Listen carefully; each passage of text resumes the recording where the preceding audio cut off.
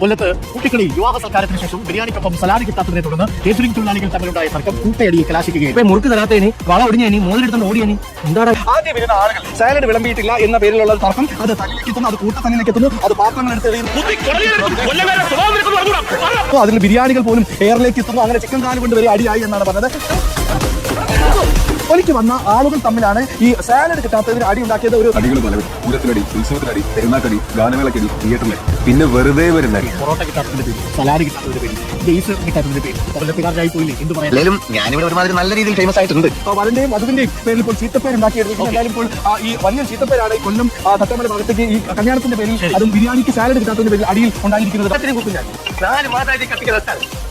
പപ്പടം കിട്ടാത്തതിന്റെ പേരിലൊക്കെയാണ് നമ്മുടെ നാട്ടിൽ അടി കൊടുക്കുന്നത്. ഒരു പ്രശ്നം ചോദിക്കുന്നത് ഈ കൊല്ലത്തെ കേരളത്തിൽ നിന്നെടുത്ത് മാറ്റിത്തരാമെന്ന്. മനുഷ്യന് വഴി കൂടെ നടക്കാൻ മേലുണ്ടായല്ലോ, കുടിക്കുക, തല്ലുംപടി ഉണ്ടാക്കുക. അങ്ങനെ നടന്ന സംഭവത്തിൽ 4 പേർക്ക് പരിക്കേൽക്കുകയും ചെയ്തു. എന്റെ കുഞ്ഞമ്മയുടെ മകൻ അട്ടപ്പാടി അഴകേശം വരാതിരുന്നത് നന്നായി.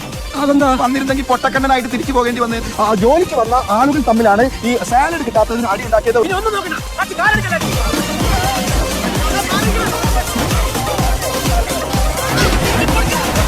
പിന്നീട് ഈ ഓഡിറ്റോറിയത്തിന്റെ ഉടമകളും ഓഡിറ്റോറിയത്തിന്റെ ജീവനക്കാരും എത്തി പിടിച്ചു മാറ്റുകയും ഇതിന് ശേഷം ഇരുവരും പോലീസിലേക്ക് പരാതി നൽകുകയും ചെയ്തു. നമുക്ക് സംസാരിച്ച് തീർക്കാം.